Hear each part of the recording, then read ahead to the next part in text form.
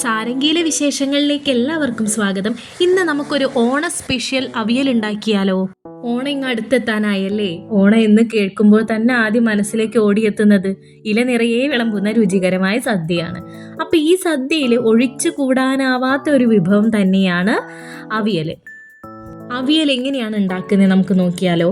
കയ്പ വേണം, മുരിങ്ങാക്കായ വേണം, ബീൻസ് വേണം, ക്യാരറ്റ് വേണം, പയർ വേണം, പച്ചക്കായ വേണം, ചേന വേണം.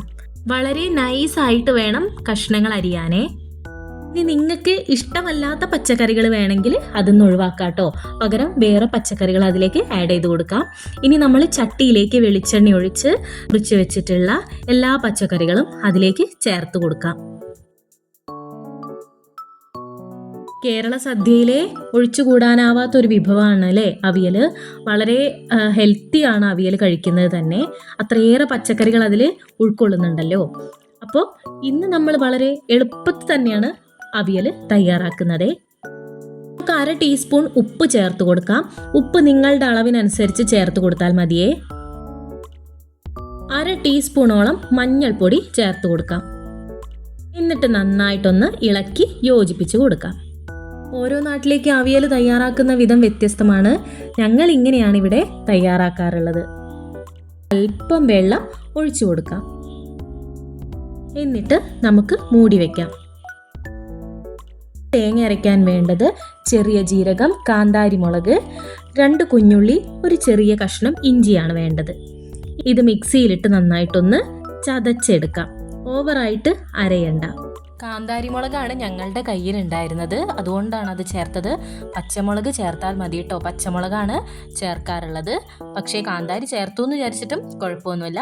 പച്ചമുളക് നിങ്ങളുടെ എരിവിനനുസരിച്ച് ചേർത്ത് കൊടുത്താൽ മതിയേ. മിക്സിയിലിട്ട് അരയ്ക്കുന്നതിന് മുൻപായിട്ട് നമുക്കൊരല്പം തൈര് കൂടെ അതിലേക്ക് ചേർത്ത് കൊടുക്കാം. തൈര് കൂടെ ചേർത്തടിക്കുമ്പോൾ കുറച്ചുകൂടി രുചികരമാവും. ഈ ഒരു പരുവത്തിലാണ് നമ്മൾ തേങ്ങ അരച്ചെടുക്കുന്നത്. അങ്ങനെ നമ്മുടെ പച്ചക്കറിയൊക്കെ വെന്ത് വരുന്നുണ്ട്. അങ്ങനെ നമ്മുടെ കഷ്ണങ്ങളൊക്കെ നന്നായിട്ട് വെന്തിട്ടുണ്ട്. അതിലേക്ക് നമ്മൾ നേരത്തെ അരച്ച് വെച്ചിട്ടുള്ള തേങ്ങ ചേർത്ത് കൊടുക്കാം. ഇനി നമുക്ക് തേങ്ങ ഇളക്കി യോജിപ്പിക്കാം. ഇനി ഒരല്പം കറിവേപ്പില കൂടി ഇട്ട് കൊടുക്കാവുന്നതാണേ. എന്തായാലും കഷ്ണങ്ങളൊക്കെ നന്നായി വെന്ത് വന്നതിന് ശേഷം നമുക്ക് തൈര് ചേർത്ത് കൊടുക്കാം. തൈര് ചേർത്ത് വളരെ പതുക്കെ നമുക്ക് കഷ്ണങ്ങളിലേക്ക് യോജിപ്പിച്ച് കൊടുക്കാം.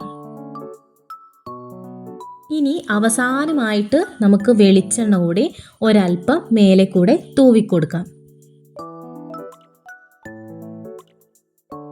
അങ്ങനെ നമ്മുടെ രുചികരമായ അവിയൽ ഇവിടെ തയ്യാറായിട്ടുണ്ട്. എല്ലാവരും ഇതൊന്ന് ട്രൈ ചെയ്ത് നോക്കണം. എന്തായാലും അടുത്ത വിഭവമായിട്ട് നമുക്ക് വീണ്ടും കാണാം. അവിയൽ ഇഷ്ടമായിട്ടുണ്ടെങ്കിൽ ഒരു ലൈക്ക് തരണേ. അതുപോലെ തന്നെ ചാനൽ സബ്സ്ക്രൈബ് ചെയ്യുകയും ചെയ്യുക.